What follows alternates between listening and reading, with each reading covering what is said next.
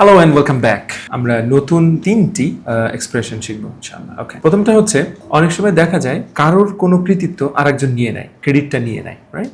এটার একটা ইংরেজি আছে এটা বোঝানোর জন্য, still someone's thunder. Still someone's thunder. Okay, তার মানে কারোর থান্ডার নিয়ে নেওয়া, যদিও প্র্যাকটিক্যালি থান্ডারটা ওইভাবে নেওয়া যায় না। থান্ডার মানে আমরা যেটাকে বজ্র বুঝি, রাইট? এক্সাম্পল দেখি, she announced my idea as hers. সে আমার আইডিয়া নিজের বলে চালায় দিল। কেমনে? তখন বি বলছে, she totally stole your thunder. এরকম হয় লাইফে, আপনার একাডেমিক লাইফ অনেক সময় হতে পারে। ধরেন আপনার একটা নোট আপনি স্পেশালভাবে করলেন, তো তখন দেখা যায় যে সে বা কোনো একটা থিসিসও এরকম হয়। বাংলাদেশে এরকম আছে যারা কোনো টিচার এরকম বের হয়ে যায় যে সে অন্য কোনো জার্নাল থেকে কোনো একটা কপি করে সে তার থিসিস পেপারে ঢুকায় দেয় এবং ক্রেডিটটা নিয়ে নেয়, রাইট? তো এই সিচুয়েশনগুলো হচ্ছে স্টিলিং সামওয়ানস থান্ডার, অর্থাৎ কারোর কৃতিত্ব আপনি নিয়ে নিলেন, এটা ঠিক না। আর বরঞ্চ আপনি ক্রেডিট দিবেন। ক্রেডিট দেওয়া অনেক মানে অনেক উচ্চ পর্যায়ের একটা কাজ, অনেক বড় একটা মনের পরিচয় আপনি দেন যখন আপনি ক্রেডিটটা দেন। তো এই জন্য যারা ক্রেডিট দেয় তাদেরকে মানুষ বেশি মনে রাখে। তারা যখন পৃথিবীতে থাকে না তারপরেও তারা মনে রাখে যে মানুষটা খুব মানে ক্রেডিট দিত, নিজে কখনো ক্রেডিট নিত না, রাইট? একেবারে এই বিষয়টা তার কাছে খুবই ভালো লাগতো না ক্রেডিট নেওয়াটা। আমিও দেখেছি অনেক পারফর্মারকে দেখেছি, ইভেন অ্যাক্টর অ্যাক্ট্রেসরাও ওরকম ক্রেডিট দেয়, ক্রেডিট দিতে পছন্দ করে। তো যাই হোক, স্টিল সামওয়ানস থান্ডার। ওকে, এরপরে হচ্ছে প্রথমটা ছিল স্টিল, আচ্ছা ইসলাম। এরপর হচ্ছে in a nutshell. In a nutshell হচ্ছে আমরা এর আগে ব্যবহার করেছি ইন এ নাটশেল, বা লাইফে আমরা শুনেছি অনেক। ইন এ নাটশেল হচ্ছে সংক্ষেপে কোনো কিছু বলা। Tell me what happened in a nutshell. ওই যে আমরা শিখলাম যে কাট টু দ্য চেস, ওই রকম যে কী হয়েছে সংক্ষেপে বলো।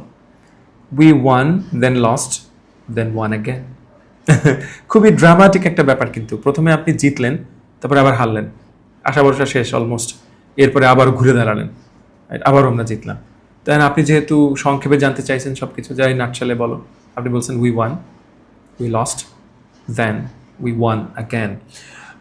WON শব্দটাকে অনেকে ওন বলে, আমিও বলেছি। এই তো মনে হয় কত 3-4 বছর আগে ঠিক করেছি উচ্চারণটা। আমি বলতাম ওয়ান, সরি ওন হবে ওয়ান, ওয়ান এক, যে ইংরেজি একের ওয়ান, ওইটাই same one. So we won then lost then won again. Okay okay, and last one is কোনো একটা পরিস্থিতিতে কোনো একটা আগুনে ঘি জ্বালা বা পরিস্থিতি আরও খারাপ করা। এই ধরনের আমরা আরও একটা দেখেছি, রাইট? এর আগে একটা দুইটা। So add fuel to the fire. কোনো একটা জায়গায় আগুন লেগেছে, সেখানে আপনি আগুন না থামায় আপনি আরও সেখানে ফিউয়েল ঢাললেন, তেল জ্বালানি, যেগুলোতে আরও আগুন, দাহ্য পদার্থ যেগুলা বাড়ে সেগুলো আপনি করলেন। সেটাই হচ্ছে adding fuel to the fire. Example, he shouted again, you added fuel to the fire.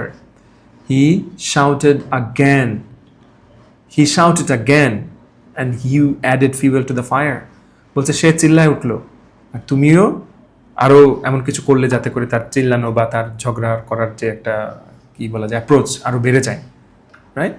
So don't do that, don't add fuel to the fire. Okay, so that's it. আমি কি 4টা পড়ে ফেললাম এবার? নো, ঠিক আছে, সরি, একটু track রাখতে একটু কষ্ট হয়ে যাচ্ছে guys, I am sorry for that.